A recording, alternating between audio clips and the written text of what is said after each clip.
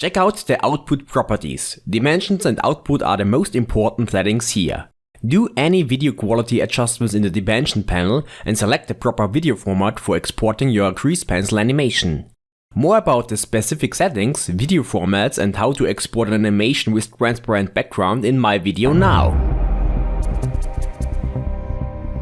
In this episode I want to present you my render settings for a default grease pencil animation video. I'm talking about a simple 2D drawing without any complex 3D geometry shapes or light and shadow effects. I will lead you through the most important settings which will work for the most grease pencil exports and give you a quick explanation of each setting.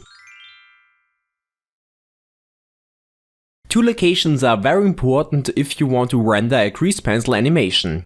The first location is definitely where to find the Start Render button. Go to Render and select Render Animation to start rendering process.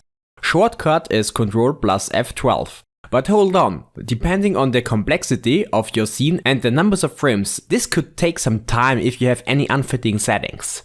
So it would be good to check your output properties first and start the rendering process when everything is correct to avoid unnecessary waste of time. Resolution is by default Full HD, which means a canvas size of 1920 to 1080 pixels. If you need any different canvas size, then do this here. Your camera canvas will change as well in the 3D viewport. Enter your start and end frame. Those values depends on your animation and how long the video should be. The numbers here tells you how many frames will be rendered. What is a frame? A frame is a single image which will be combined with all frames to a connected video clip by Blender. The frame rate tells you how many frames or images will be within a second. Basically 24 frames are totally fine to get an illusion of movement. Every value underneath 24 frames per second will be not seamless for the human eye. So the resolution gives you information about the quality of your video. The output section lets you decide the location and video format of your exported animation. The temp folder is selected by default as location, so just click on the folder icon to select the folder of your preference. Enter a proper name of your video file and that's everything here. The file format is necessary if you want single images or a video file itself. So it is as well possible to render as many images than your entered frame value by selecting JPEG or PNG.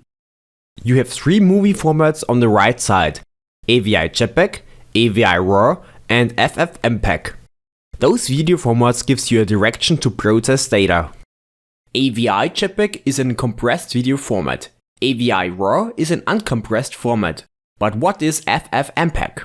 The FFmpeg project is a combination of free computer software and software libraries which works with video and audio data. Convert them, stream them and use different containers for packaging. This data format is my advice if you want to use the video for any social media network uploads. You have more options to define the export with the FFmpeg data format. With one of the AVI formats you have no control about the settings. At least you are able to decide if you want a black and white video file or a colored one. Just for information, this is on RGB by default. Let's head to the encoding tab, which will be added to the properties when FFmpeg is selected here. First select a container. A container is a data extension and you find different containers here like QuickTime, AVI, Flash and so on. My advice is to select MPEG-4, which is a common use container and is for cross-platform Windows and Mac. The next important setting is the video codec selection, which is responsible for video compression. The aim is to compress the file size to a usable size which can be saved and is easy to share. In my case, H.264 video codec is selected by default, which is good because I recommend this codec as well. H.264 MPEG-4 AVC is an H preset of video compression. One last thing which may be interesting if you work with sound effect or an audio. Select an audio codec like MP3 here. When you enter the render properties and head to the film section, then you will find the transparent option which allow you to render with transparent background. Rendering an animation with transparent background is not possible with a video format because you can't save the alpha channel with Blender to a video. Alpha is responsible for transparency. But what you are able to do is to render single image files of each frame and use a video editing software to combine those images to a video. To do this, we switch back to the output properties and select PNG as a file format. It is as well possible to use TIFF, it is your choice. I will use PNG for this video. Very important is that RGBA is selected and not only RGB, because the A stands for alpha. Now it is possible to start rendering.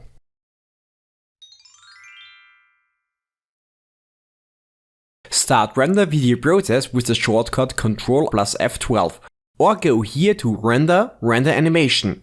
The video file or the single images with transparent background will be saved to your wanted location. If your render time is taking too long or if you are worried that your computer is too slow for rendering, then I would advise you to do this. Go to Render Properties.